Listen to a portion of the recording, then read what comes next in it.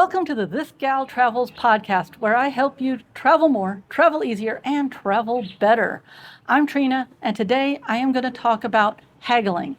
When to haggle, how to haggle, and how much you should haggle when you travel. As usual, my best pro traveler tip is at the end, so make sure you listen all the way through, because you are not going to want to miss it. Sorry, I went all salesman on you there. No, I'm not selling you used cars.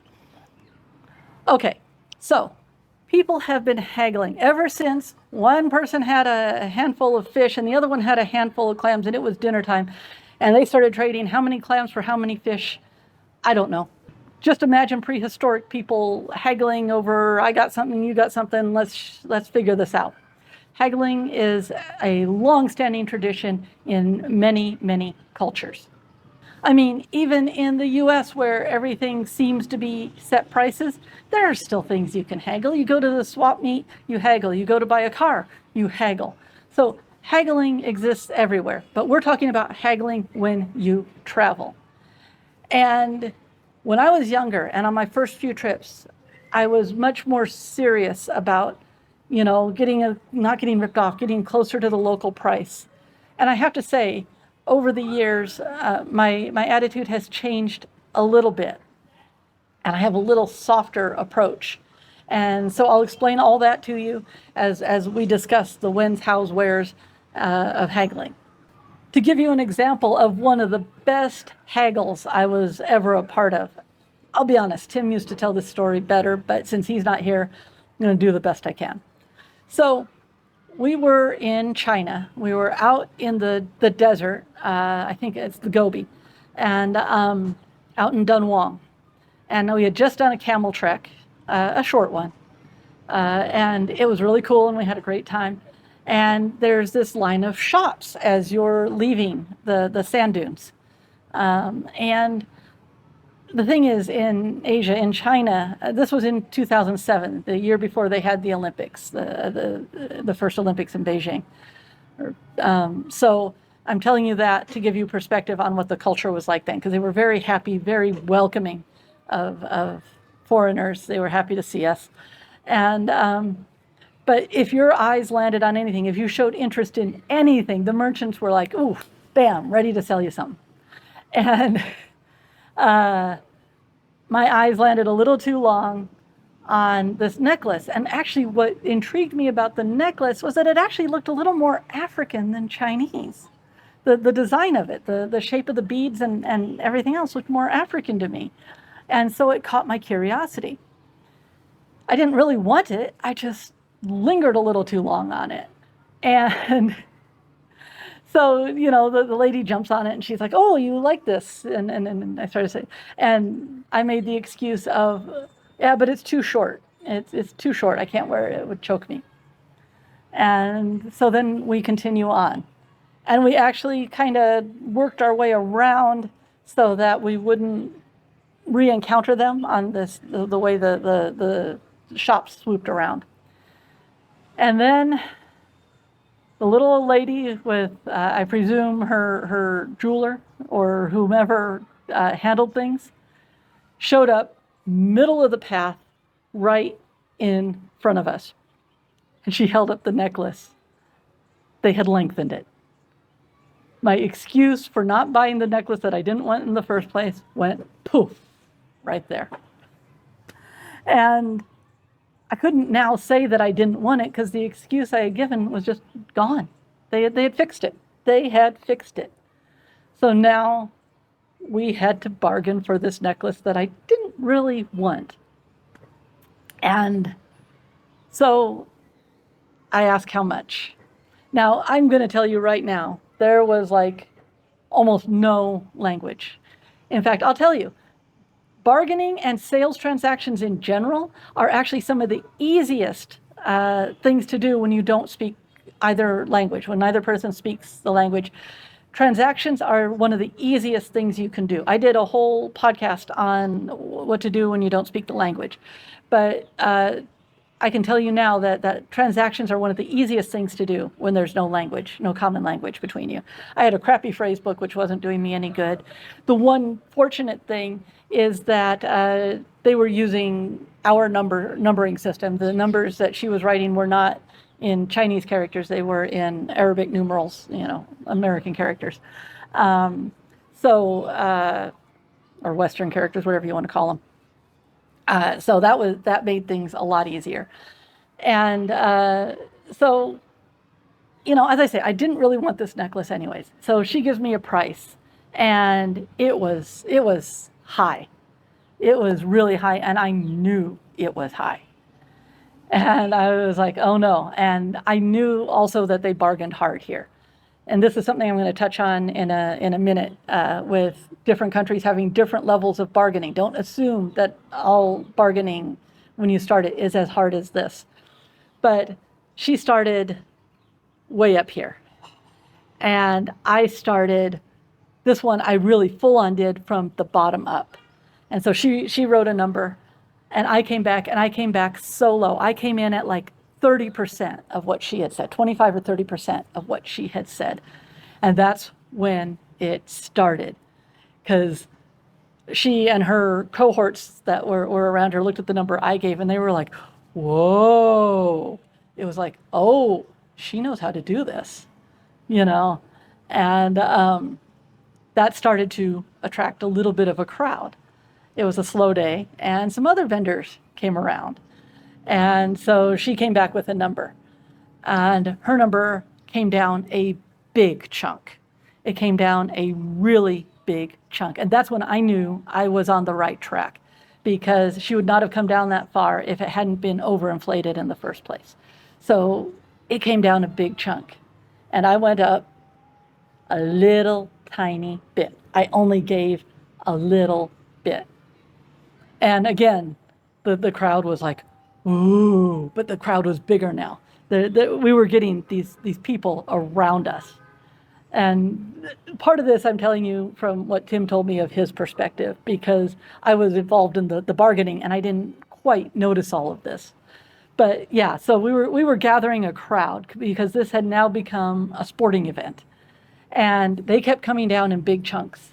And I kept going up in little tiny steps, really little tiny steps. And I knew we were getting close to the right price when they started coming down less, and it was getting a lot closer to the number that I was.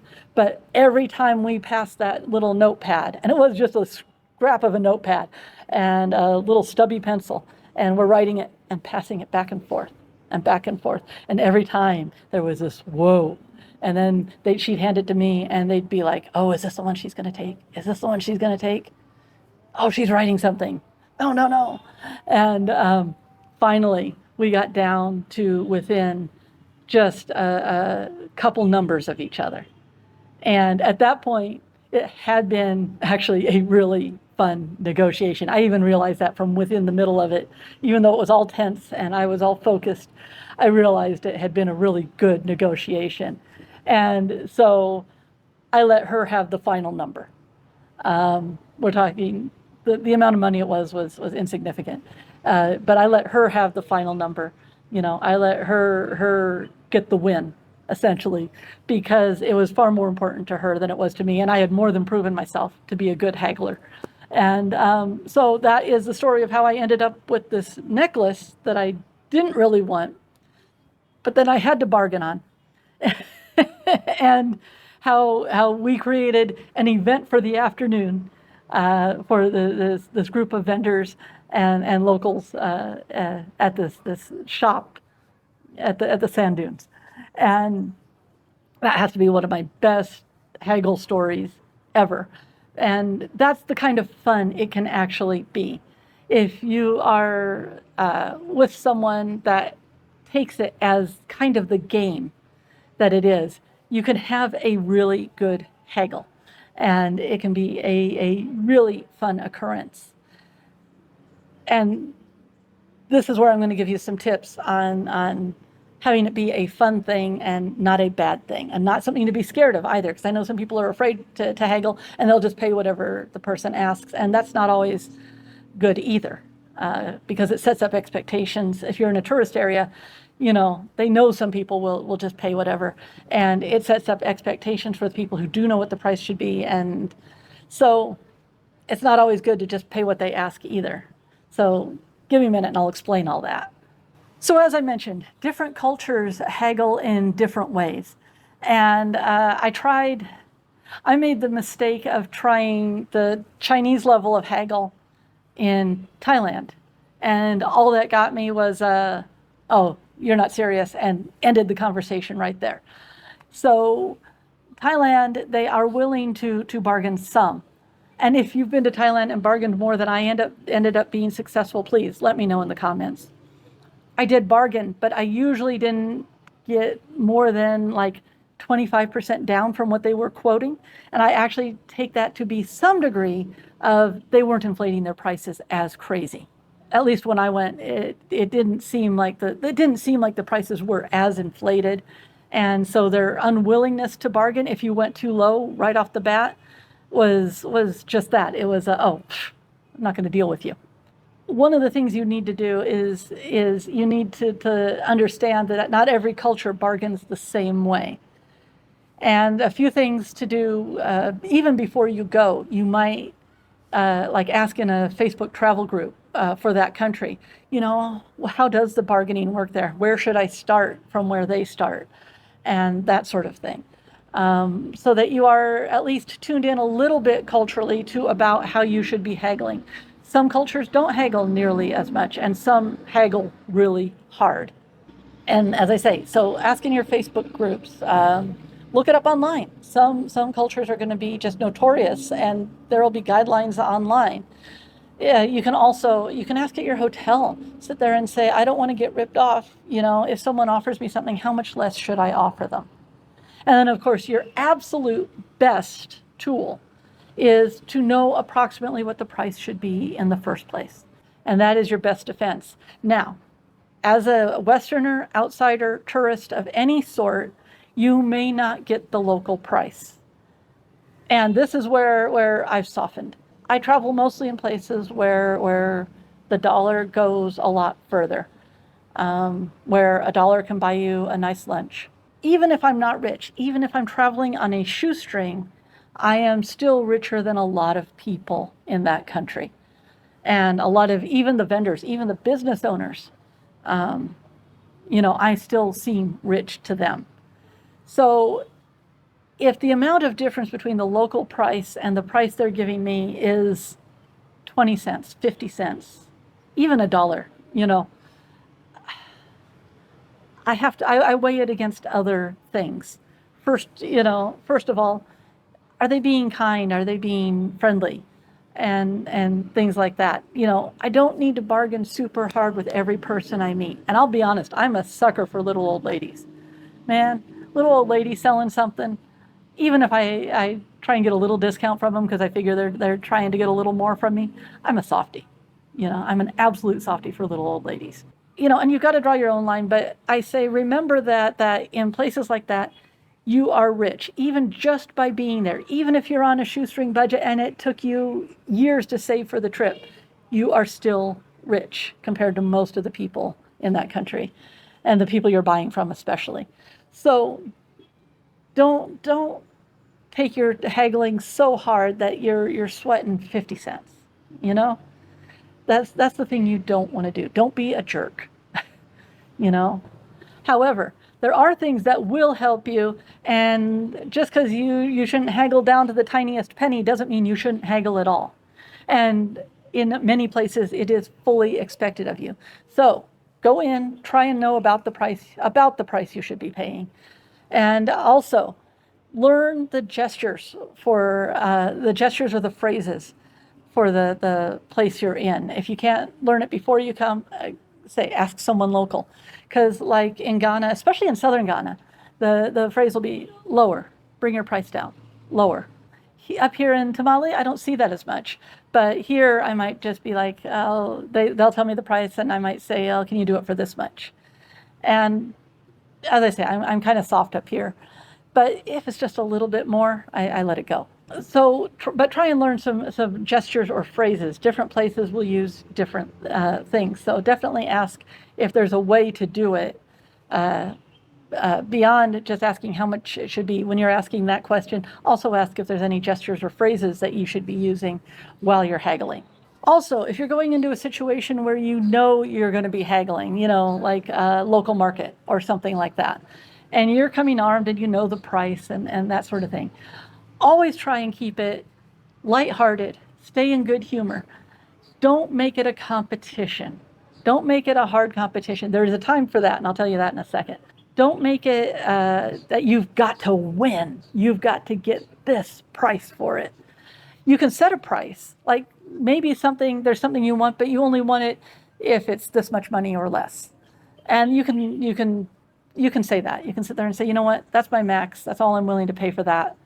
And if they take it, they take it. If that's just too low for them, then maybe you walk away from it. And that's another tactic. Be willing to walk away. And that's always a good technique. It's also a good technique to know if you were more in the right price range than they were.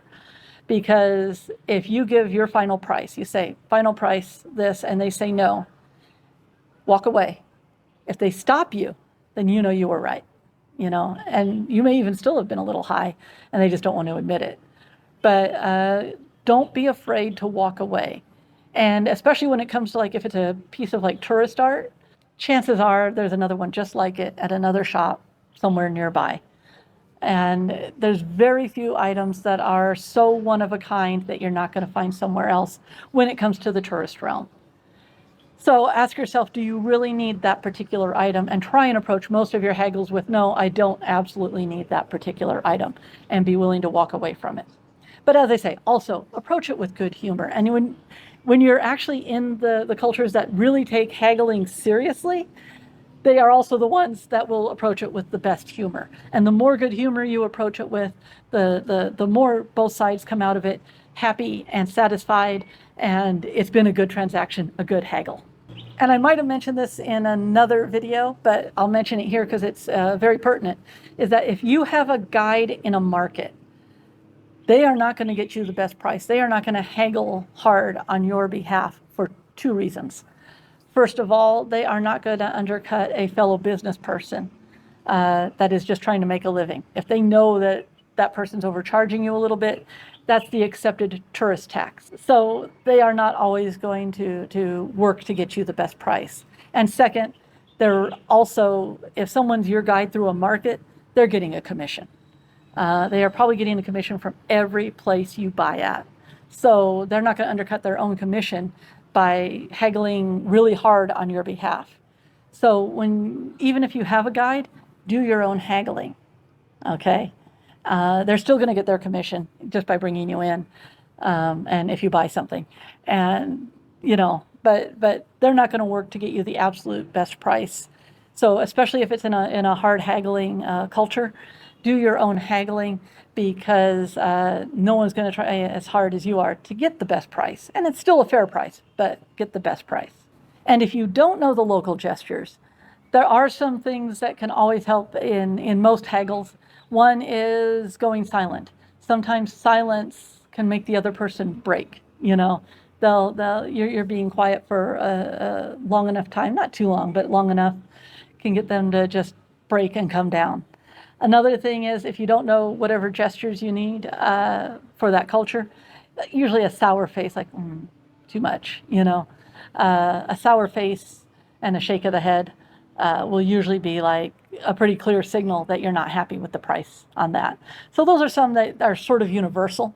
Although I do know that there's one culture, and I forget where it is, where shaking and nodding your head mean the opposite of what they do in most of the rest of the world. So be careful of that one. But a sour face will usually pretty much clarify that. And if you're really not sure, you could even consider mirroring some of the phrases or gestures that the vendor uses.